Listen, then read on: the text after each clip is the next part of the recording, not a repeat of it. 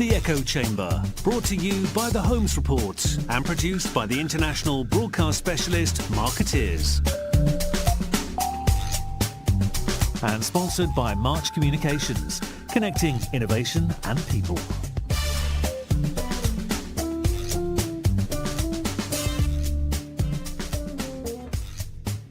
Ladies and gentlemen, welcome to the Echo Chamber podcast. This is Arun Sudhaman from the Holmes Report in Davos, and I'm joined today by Jeanniey Mullen, who's the Chief Marketing Officer with Mercer. Jeanniey, thank you so much for coming. I'm very excited to be here. How's your Davos going so far? This is my first year, and it's been fantastic. Okay. I think starting out with the avalanche and the massive amounts of snow could not have been a better welcome. It wasn't anything that I really expected. And then moving into the sunny, warmer weather and seeing all the people out has really been, so engaging and encouraging. I think we're seeing excitement build as the week goes on. It seems like there's quite an optimistic mood this year. This is not my first time. I'm always curious to talk to people who are coming for their first time, to just get their kind of first impression of.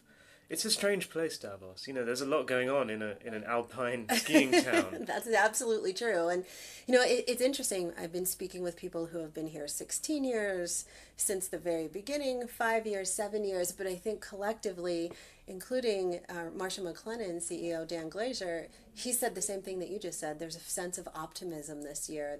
People seem to be much more focused on future opportunities and looking, in a very positive way at engaging and collaborating in conversations. So for me, as the newbie, I'm going to set this as the norm and have higher expectations for next year. Okay, excellent. So I wanted to talk to you specifically about some research that Mercer has done, specifically your Global Talent Trends report, which I thought was, some of the findings there were really interesting as they pertain to employee, especially younger employee, expectations of their leaders. Yes. And that's a recurring theme this week, is this idea that younger employees in particular want their leaders to be more visible on issues and on political issues. And we've seen that in America, obviously, because of, I think, the current president, current administration. We've seen CEOs actually coming out, taking a stance in a way they wouldn't have done a few years ago. I wondered if you could talk through a little bit, particularly from the employee perspective. Why is this so important to employees that their employers are taking a stance, and how has this changed from, say, 5-10 years ago? Yeah, it's such a great question about how this phenomenon with millennials in the workplace has almost reset expectations for what leaders should do, and it's really interesting. So I'm newer in my role as the Mercer CMO, but I've been a CMO for many organizations for a while, and coming into a B2B organization, when you're looking at building brand, in a consumer company, you have brand advocates and fans that love your product and can't live without it. In B2B, you really don't have mass amounts of people. Most of your clients are employers and companies, and those are smaller volumes than the regular consumer. So when I came into this role, I looked at, how do we make our employees the brand advocates? And that gets right into some of the findings from our 2017 Global Talent Trends report, especially the generational elements around millennials, because with 22,000 employees at Mercer, what I started to see is there was an expectation for Julio Portalatin, our CEO, and all of us on the executive leadership team to step up and lead by example. And that doesn't just mean leading by example from profitability and a growth standpoint. It means leading by example from an integrity and respect standpoint and establishing that foundation. And, Julio speaks about it. He refers to it with the CEO as a statesman. And I think that's very interesting, because when you look at, the fact in our research that 47% of millennials said that leaders who set a clear direction are critical factors to a positive work environment.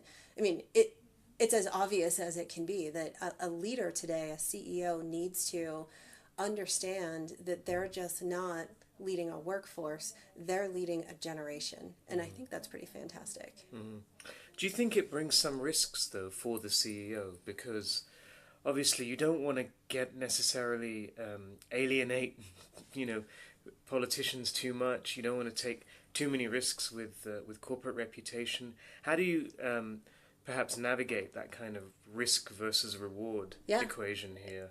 It's a great question, and I think when you're looking at the CEO as a statesman and as a leader, trying to engage the millennial generation and the generations to follow, it requires you to make some very thoughtful and strategic decisions. Now, at Mercer, being a human resources focused organization and doing a lot of work around the way that people save and invest their funds and the way that companies engage their employees for financial security, looking at their healthcare and health options, and then looking at career and mobility, we're on the forefront of those decisions every day. So we see that a lot of the conversations come back to leaders establishing a sense of trust in everything that they do, and also committing to education and doing a lot of data analytics. Interesting, we just did some research with our When Women Thrive initiative to look at gender equality in the workplace.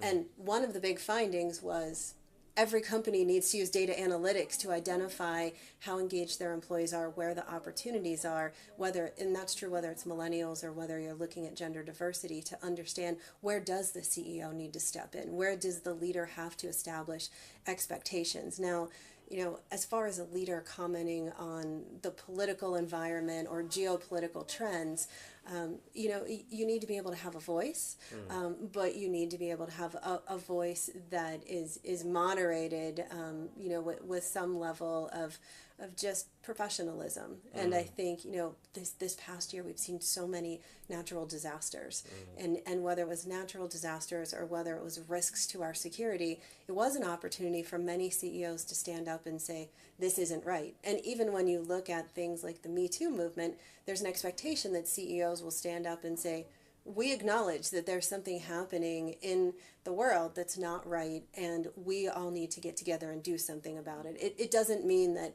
our CEO or any CEO is standing up and personally identifying or calling out people or names or discussing political viewpoints, but it does show that they're acknowledging that there are issues and opportunities for improvement. And then I think, especially with the millennials and in the research that we've seen, with up to 50% of them looking to leave their job in the next year and looking for the next great leader, the leaders need to establish what our viewpoint and what our vantage point is, so that they can build that trust with an employee to continue to engage them. It's interesting. So as a marketer yourself, as you've explained, part of your job is marketing the brand to your employees. Huge part of the job. And I think anyone in the B2B industry has to realize that. And we came up with an acronym, AIR: authenticity, inspiration, and realism and responsibility, to talk to how we engage our employees. And it's been really interesting, even at Davos. Before Davos, we said, this is such a critical event for Julio and our entire leadership team to come out and engage with other CEOs, with country leaders, with heads of state, and really talk about how can we get together to address the world's hottest topics and biggest trends and prepare for the future of work. To leave that conversation here in this town after the week is over and not share that with the employees seemed like it would be a big miss. We did at Mercer and asked for volunteers to be part of what we call the Davos Squad. Globally, if you wanted to be part of the conversation, all we asked for was you committed a little bit of your time during this week to follow what was happening at Davos. We committed as leaders to put out content through video, through audio, and a lot of tweets, and to have our Davos Squad actually take that message and amplify it to the rest of the employees, as well as our clients and prospects who can't be here. And it's been unbelievable. We've had an incredible share of voice. People keep asking me how many people I brought to Davos, and from a marketing standpoint, it's just me. But the message is out there, and it's so authentic that we're putting their spin on it, and we're learning a lot from that. Julio, our CEO, is looking at the feedback, and he's saying, "Oh, when I talk about XYZ, this is how it's being perceived by the employees and by our clients. This is how we need to change our message to maintain, that vision and the leadership." And I think it's great. It's definitely, a lot of new avenues and new paths for us at Mercer this year with Davos, but something that we'll continue to do throughout all of our key events. It's interesting because I can remember a time when internal communication was almost a backwater Oh, yeah. of the communications department, right? The corporate newsletter, and it was not a place where people would go to build their careers necessarily, right? And now you hear CEOs saying they're the chief employee officer. You hear about employee engagement being like the key pillar of culture, and you hear companies saying that their engagement starts with their employees. Yeah. What do you think hastened this kind of turnaround? I think it was a new generation. I have two daughters. They're 19 and 15. And, when my 19-year-old is on the very tail end of being a millennial, and certainly my 15-year-old is as far into being a Gen Z as you could possibly be, as a parent, I'm shocked to see how the different set of values that they have around social media, around trust, around brand authenticity. And while my millennial daughter still somewhat believes the news and understands mass media outlets, my 15-year-old, if it's not on YouTube, it didn't happen. And just a different perception in the way that the generations of workforces are really embracing leadership and looking for less of that, very polished, put together corporate message. And they're looking more for authenticity, where they can bring their whole self to work, where they can feel like, their message it matters, and where they feel like they can add to that message. So you do see a lot of internal communications leaders taking a much more active role in retention and engagement, and certainly in recruiting, especially as we see the shift towards future of work with needing different skill sets in organizations. I think it's fascinating to me. It's really interesting. And maybe a few months into my role as CMO, we had somebody that was wearing a shirt that it says Mercer on the front of it. It's a biking shirt, and they started taking pictures, having fun. And so it started a conversation on our social networks on, oh, it's Saturday, I'm at the gym, I'm gardening, I'm doing this.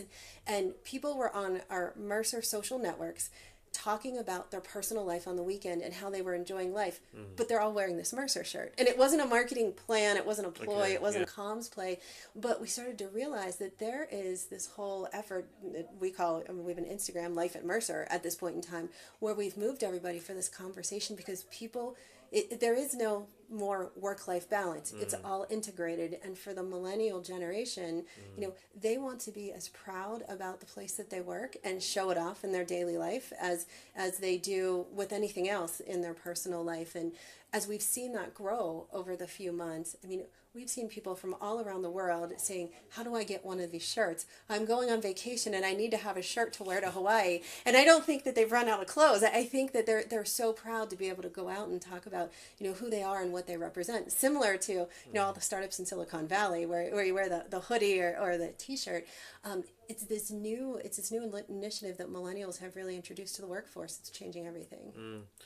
And, you sometimes hear about social media guidelines to ensure that people aren't, crossing any lines when they're representing themselves as an employee of a company, or even as not, because you can always be identified as an employee of a company. And so much of this conversation we're talking about happens on digital channels. Is it realistic to expect these kinds of social media guidelines to be enforced, or do you just have to accept now that kind of everyone's lives are out there? It's a great question, and I think in part you have to take a deep breath and accept that you do lose control, and look for the fact that, even in our research, 60% of millennials were looking for an inclusive work culture. So you have to understand that this isn't something that we're asking people to do. This is something that they're asking to be a part of. They value and trust the company as much as we value and trust them. So it's like having kids. You cross your fingers and you share some guidelines, and as long as those guidelines are focused in a positive manner, success drives more success. And I can tell you, even at Mercer, we've had some very senior business leaders who have been a little nervous when we open up social to very, very specific conversation topics, like some of the things happening around gender equality or workplace issues. But we see that our people treat it with as much respect as they do their own media channels, and I think there's that sense of valuing what you say, and especially as we get into the Gen Z, where everything is coming across digitally on YouTube. Everything is reality series. The unboxer is the most popular guy on the internet. The person that's lip syncing the songs, has more followers than certain celebrities do. But when you get into that world, it's pride built on an authentic message that's very positive and that's very focused on creating a vision. So I think between the millennials and the next generation, we are going to have the most powerful brand campaigns that we've ever seen for organizations coming to life. And they're not going to look anything like what we were used to with traditional branding. Right, because, traditional branding, you could say, starts with the TV ad or starts with a conventional kind of marketing tack along those lines. But this is a very different approach to in terms of how to market organizations. Absolutely. Yeah. Interesting. Now, as you mentioned before, you have an initiative called When Women Thrive, which looks at gender inequality in the workplace. And of course, that's a huge theme here in Davos this week, and in fact, it's a huge theme across the business world at large. What's your key advice for employers that are looking to implement a more equal workplace culture? Sure. Yeah, we love looking at this data and research, and we'll have new research coming out in a few weeks. This is our 4th year presenting When Women Thrive at Davos, and this year was packed with standing room only. But one of the things that stood out this year was the percentage of men who attended as opposed to the very first year. So in the very first year, it was a small percentage of men, maybe a handful. They probably, worked the room or the security. This year, we saw up to 40% of the people in the room being men.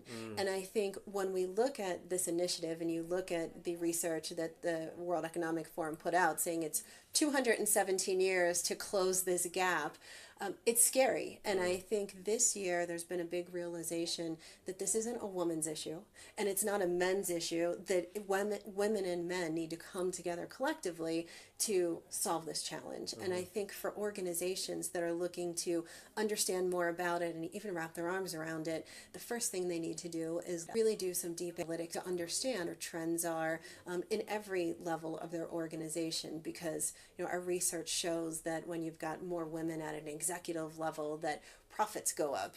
Research from all of us, and not just Mercer, is showing that when you've got women in revenue producing roles, you see differently higher margins. It's the positive results are there. The question for a lot of companies is, where are you failing? Where is there an opportunity? Because the next step is, it absolutely, in this case, needs to be a top-down. The leader, the CEO, the executive team needs to come in and say, we understand that this is our challenge. Now, here are the changes we're going to make to do that.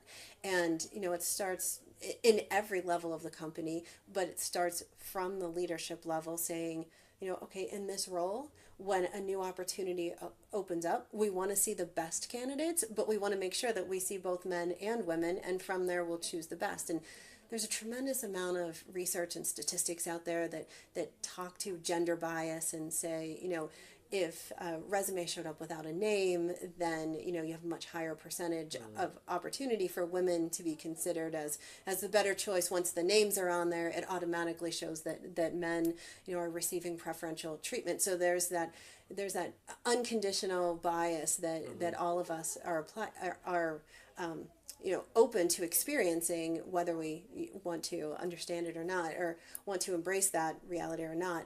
But I think, when the leaders walk in and say, here's where we're having challenges, here is where we're going to start making changes, then you start to see that again, success drives more success. And when you start to see women being given more opportunities, different opportunities, being supported, being mentored in different ways, then you start to see some of the positive results, which inspires other people in the organization to make those changes. But I think the third level, comes in with establishing trust and respect in the workplace. And there's a lot of opportunity for education and training and mentoring. One of the facts that Pat Milligan, who runs our When Women Thrive initiative, brings up many times in relevant conversations is sometimes men just don't know how to interact with women in a professional setting. They are concerned about, issues that could arise. And I think it's Sheryl Sandberg that says, in reality, most networking and most mentoring doesn't happen in the workplace. So if you've got men who are afraid to be alone with a female because they're concerned that something will happen, when in a traditional mentoring environment they're taking another man to lunch, or they're having drinks with them, or they're going to play golf, already right there you're creating a barrier, and those barriers have to be eliminated. So when we look at training opportunities inside the organization, it's a lot of understanding and respect. And if you talk to any women who have been able to move through the corporate ladder and get to a very successful role, 90% of them will tell you that there's been men in their career who have supported, mentored, and enabled them to move to the next level. It's not just about women supporting women, it's about everybody supporting this broader effort and initiative. Okay, fascinating stuff. Jeanniey, thank you so much for your time. And I hope you have a really good week here in Davos. Thank you. You as well. Thank you. And I'm joined by Lord Michael Hastings, who is the Global Head of Citizenship at KPMG, and previously spent several years as the BBC's first head of CSR as well. Michael, welcome to the podcast. Thank you. Great to see you again. Yes, great to see you too. I interviewed you 12 months ago about a range of CSR issues, and that interview is available on the Holmes Report website.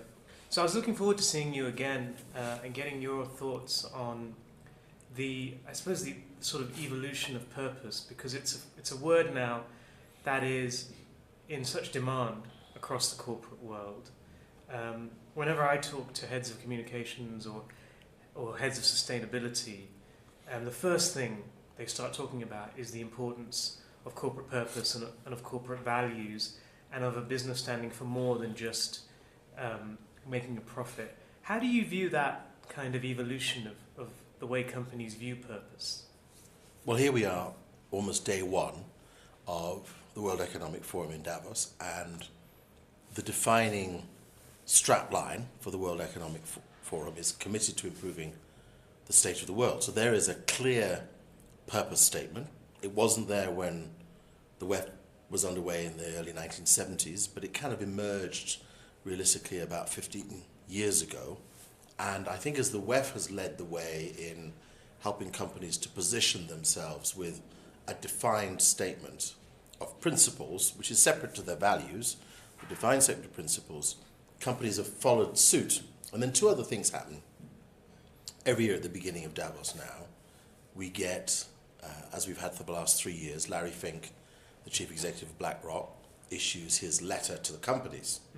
Essentially, it's a letter to every CEO in the world, because after all, if you're not invested in by BlackRock now, you're going to want to be invested in. I mean, they're sitting on nearly $7 trillion of investable assets, so you're going to want BlackRock's money. And he makes very clear, 2018, that they're only going to invest in companies that have a strong sense of purpose, exceptional governance that understands that purpose and takes account of it genuinely, and companies that measure and deliver real impact on society. So I think it becomes a kind of, having gone from a goodwill WEF commitment into now, you want the money, this is what you've got to do to get the money, which is not like a threat, but it's really saying, if a company doesn't have a purpose, after all it's going to do is, as it were, go to the bottom line. And the bottom line has long been discredited. The bottom line, which was just pay out the shareholder. We've gone through the revolution of the B team, Paul Polman, Richard Branson, Arianna Huffington, a whole series of leading business figures working together, saying Plan B is really all about the planet and people and profit. There's no denying the profit reality, motive, necessity, but purpose has moved us from being about the service a company provides, or the product a company makes, or the industry that a company is involved in, into the impact a corporate organization has on the wider world in which it operates. And it started off being environmental, and now it's moved into issue-led concerns, and that issue-led focus happens to be the mood of the chief executive, the chairman, the board, the entity of the organization. It doesn't have to be related to its core business. And I think it's a very healthy, progressive development. So although it may seem like purpose is a bit the word thrown around randomly, it's actually landed quite well, quite hard. It's landed in the hardest of all markets, the United States, where for companies to define purpose, live by purpose, and expect to be purposeful was sort of seen as a European thing. Well, I think there's a dominant number of American companies now which would state that up front and publicly. European companies, it's been consistent in their habits, but now it's pretty much a global expectation. And I think it's a healthy period of time where we're no longer saying, actually be embarrassed about having something that's beyond your function, your financially related bottom line, accountable resource base, EBITDA. What are your accounts showing, and what's your payout to the shareholder? That was sort of the bottom line. Now the bottom line is, what are you for? Who are you for? Who are you with in the for? And what impact are you making beyond yourself that you're proud of? And then you can think about the profit as well. Did the BlackRock letter surprise you? No, I was thrilled. It's been 3 years now. And, Larry Fink started off by saying, year 1, environment. Year 2, inclusion and diversity. Year 3 now, purpose and impact on society. And if you read the detailed letter, which is available easily, you see that he's included environment heavily and sustainability and renewables, and you see that he's included inclusion and diversity and everything that fits under that map. And now we move a step on into purpose, calling, identity, all of these things which actually are a continuum anyway. But I think for Larry Fink, what he was been saying is, look, let's go at this progressively, because if he threw it all at us 3 years ago, threw it all at the hundreds of companies BlackRock invested in, maybe some of them would have said, hang on a minute, this is a bit too much. But a progressive step-by-step approach, which is getting us to this collective agreement that companies are actually active citizens in the real shape of the world. Maybe as almost like an outcrop of that trend, we're seeing CEOs take a much more visible stance on big issues, whether that's politics, whether it's inclusion, whether it's environmental issues. From your perspective, how hard is it for CEOs to do that, given that for much of their history, the CEO role has often been to hide, beneath the parapet, rather than take on a role where they can attract criticism? Well, CEOs are getting younger. That makes a big difference. Maybe 20 years ago, we were used to the CEO always having a parting in their hair and grey hair and a blue suit. But they're getting younger. They're a little bit more flashy and progressive. And we're in a period of time where innovation and the new products, the new internet-related services and products, are as big as many, if not bigger than many traditional industries. So the nature of the CEO is changing. The business schools have changed. I mean, in every corner of the world, business schools now teach and embrace sustainability thinking, shared value thinking, societal impact thinking, citizenship thinking. They embrace that as part of the curriculum of business effectiveness, high performance, assuredness, to be authentic. One of the great courses run at Harvard, to be authentic, is to know how to embrace the complexity of the world and find solutions to it, rather than to say that's for government, that's for the agencies of the United Nations, that's for multilateral networks to deal with, that's for NGOs to deal with. No, now the business schools of the world say to business leaders of the world, this is down to you. You need to grab it, embrace it. So when you say, is it difficult for CEOs to step up? The evidence certainly of the last year where many CEOs made deliberative choices on agenda issues that were maybe previously, a generation ago, seen way outside the scope of a business leader's responsibility. Very happy to step up on those. Happy to positioned, as many did in the case of the US, as separate to the administration, to step away from the administration. To be bold enough to say that inclusion in society is something that matters to their business as much as it matters to the nation. Or the ability to embrace people with their differences matters as much to their business as it matters to the nation. And their willingness to want to pursue an agenda where there's a better acceptance of an equal pay prospect between men and women. Something that would never have been discussed openly. That would always been seen as private. Now it's seen as public conversation. So I think we're in a period of time where actually the confidence of CEOs to step out, step up, to embrace is probably at its peak. We've had iconic figures, probably most notably in Paul Polman from Unilever, and of course Larry Fink from BlackRock, and a number of others from major corporations. Mukhtar Kent, who was at Coca-Cola, another great example, Doug McMillan at Walmart, many, many, many examples from, as it were, north, south, east, and west, who have all laid the trail on which now the rest of business can follow. Instead of it being difficult, potentially embarrassing, awkward, legally challenged, it's kind of, why aren't you? And what do these trends, in your view, mean for the traditional, if you like, corporate social responsibility department? Because that's, traditionally that's been where these notions of purpose and values have resided. But now, of course, the whole company is devoted to this idea. Does that mean that these departments are less necessary these days? They're not less necessary, they're just more strategic.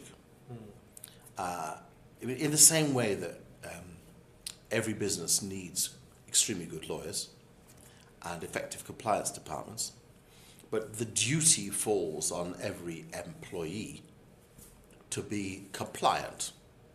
So even though we have a compliant culture within a business organization, or whatever its construction is, we still have to have a department that has to have the focus of monitoring and pushing, persuading, checking, encouraging, facilitating.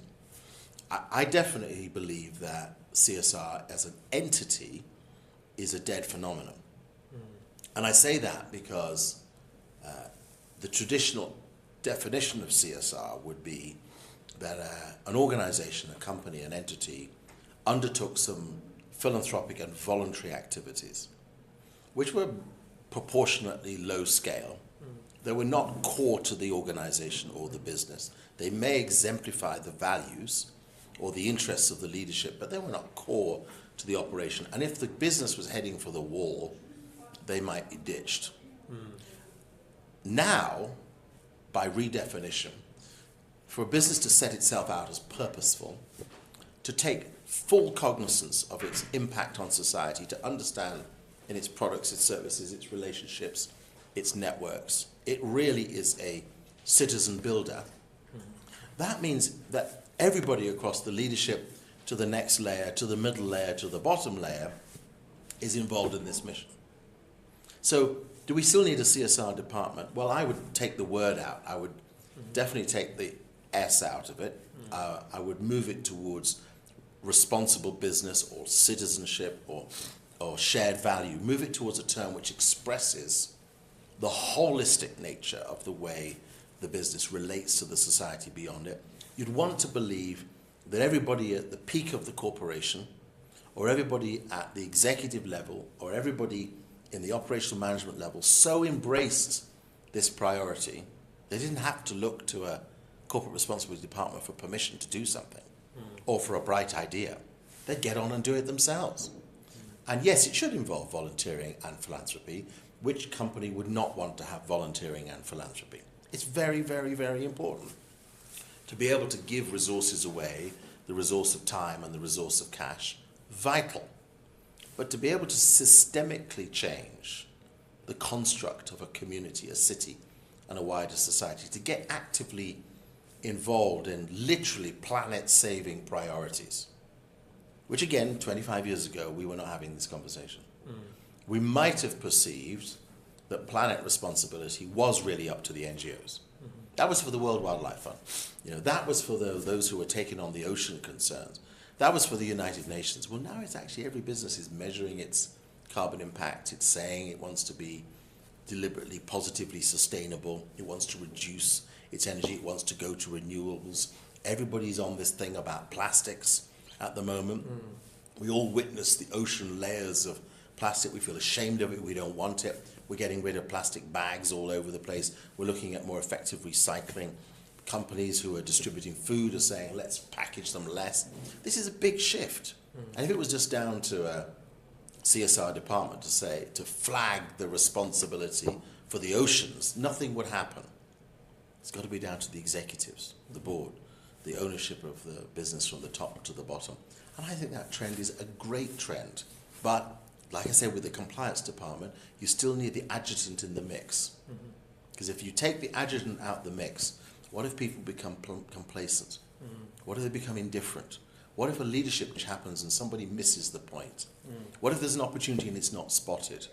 It is necessary to keep the finger on the pulse. You know, we're heading towards 2030, the Sustainable Development Goals. We've got 12 years left to achieve probably ambitions you're going to lay before the planet, which is to end extreme poverty and hunger and to bring greater justice to those living in extreme need. That is a task if we don't achieve it in 12 years. The sense of shame between governments, individuals and corporations will be immense. We need to keep our foot on the gas on this one, literally go at top speed to make sure, using sustainable and renewable energy in the vehicle, by the way, to make sure we achieve this objective and we achieve it with dedication and determination. So we need people inside the business irritating away at the chief executive, irritating away at the board, pushing away at priorities, getting a focus for resources, galvanizing money more effectively, and making sure that we're all transparent about it. And with that in mind, what should these people who have their finger on the pulse, what should they be saying about these huge tax breaks in the US? It's the biggest lowering of the corporate tax rate, I think, ever. And how should businesses that are looking to be responsible citizens, how should they be handling this windfall in a way that makes them responsible citizens? I think there's a challenge in that it's an opportunity, because the official tax rate may go down. That is for law and legislation to decide. And companies have the right to lobby either way. But if a company feels that the tax rate reduction is inappropriate, that the tax money given is necessary for the provision of public services and infrastructure and the stability of government at local or national level, they can voluntarily pay the money. Now, they may not want to pay the money into an exchequer where it disappears, but they have the right to make and to build a foundation. And I do think that the opportunity means that if you want to be compliant to the law, be compliant to the law, quite rightly so. But don't make an issue out of it if you're not prepared to give the differential from where you were before. Make up the gap through a foundation investment. Ensure that that foundation investment resource is targeted at the public services you know that are struggling. And it might be healthcare, it might be care of the elderly, it might be mental health resources. Whatever it happens to be, put that money where it's going to matter most. That's the impact on society imperative. That's what it means to be purposeful. So I do think there is, yes, the right and the need for corporate leaders to have a firm view as to how they feel tax policy is going. We're in favour of responsible tax in every jurisdiction, meaning fair payment and legal payment. But we're also in favour of companies making quite independent, quite objective and quite determined and deliberative payments through foundations that facilitate the public concerns they feel. Okay. How do you feel when you see companies that win a lot of awards, let's say, for their purpose-driven campaigns. I'll take an example like State Street Global Advisors. Fearless Girl wins a number of awards last year for its campaign, the statue of a girl in front of the iconic bull on Wall Street. And then it emerges that State Street is under investigation for disparity in equal pay at the company, and I think actually turned out that it paid a fine. Do you think there's a disconnect at all? I don't want to focus on State Street specifically, but in general, do you think there's a disconnect between these campaigns that do good, or at least are seen to do good, and win a lot of awards, and companies that actually are committed to doing good? Well, companies are complicated places, and the best will and best intentions of the leadership and the corporation are to embrace the equalities and the values that they aspire to. I have no question and no doubt about that. And then you discover something lurking in the midst and you go, oh, okay, you fix it. You fix it. And I don't feel we should be punishing companies who admit to identifying a flaw at the center of their case. We should be grateful for their willingness to embrace the flaw and change, whether they pay a fine or they don't pay a fine. But here is an opportunity to step up in every single case. And you know, the remarkable thing about today's corporate world is it's pretty transparent. You know, track back again a generation. How could you find anything out? You waited for the printed annual report, and if you got it, you pored over it and you tried to look for the flaws in the argument or the holes in the accounts. Now you can discover something every single day. That means it's a positive opportunity for the leadership of companies to admit to vulnerabilities, to embrace the challenge of them, and do right. I don't think that's embarrassing.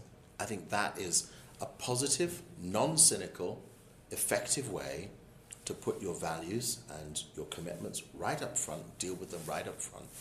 And I'm grateful to see that that is the culture and the mood of corporate business life now. One of the key themes in Davos, as always, is progress on diversity and inclusion. And you've spoken before about the challenges in terms of measuring diversity. I wondered if you could talk us through what you see the challenges are and how you feel they should be addressed.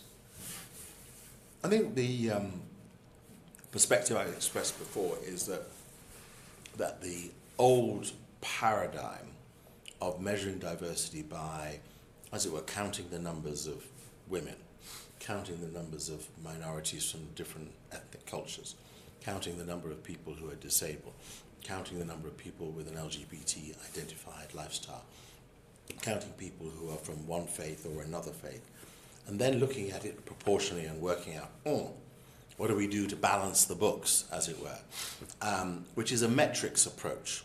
And metrics are incredibly important. They're very helpful ways for us to identify whether particular sections of a company's workforce are being diminished, discriminated against, or simply not respected or valued appropriately enough. That is to report the data. Changing a culture is a different thing altogether. I start with the point of view that it is necessary to have a diverse mindset as well as to have diversity of presence. You could have a room of all men who can think holistically about the challenges faced by people who are disabled and are women. Will they think as effectively as if there were some women in the room? No, of course not. But that doesn't stop women being able to understand men's prioritization, needs, interests and challenges, vulnerabilities, weaknesses, follies, and thoughts, nor does it stop men being able to do the same likewise. We do live in a much more open and equal world. We're able to analyze and read and reflect much more than we were before about what difference means, and to understand and to embrace other people's pressure points. So diversity isn't just about clocking the numbers, because if it were just about clocking the numbers, people would feel we'd kind of fix this and really fix this, almost realistically by now. It isn't about clocking the numbers. It is about, first of all, having an inclusive mindset. Do I want to be comfortable with and to embrace people who are different to me? Do I want to understand people who, for example, just pick the faith dimension. I'm a very strong, committed follower of Jesus. But I love to understand people from different faith cultures. I have no issue with that, no tension with that. I visited into temples and mosques. I'm very happy understanding and embracing other religious cultures or other faith cultures. I don't have to become another faith in order to achieve that understanding. But the best wisdom will come from a good relationship with somebody who is of a different faith to me.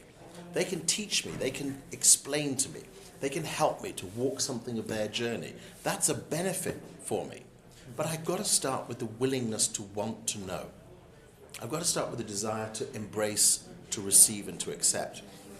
And that's what I'm more interested in, is a mindset approach first, and then a metrics approach that supports the transformation. Okay. And as if on cue, they've brought us cake. Michael, thank you so much for your time. It's a pleasure, as always, to talk to you. Well, thank you very much for the opportunity to talk to you and for your extremely pointed and erudite questions. Thank you.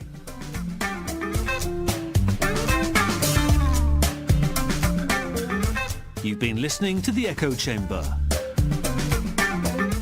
Brought to you by The Holmes Report and produced by Marketeers. Sponsored by March Communications, connecting innovation and people.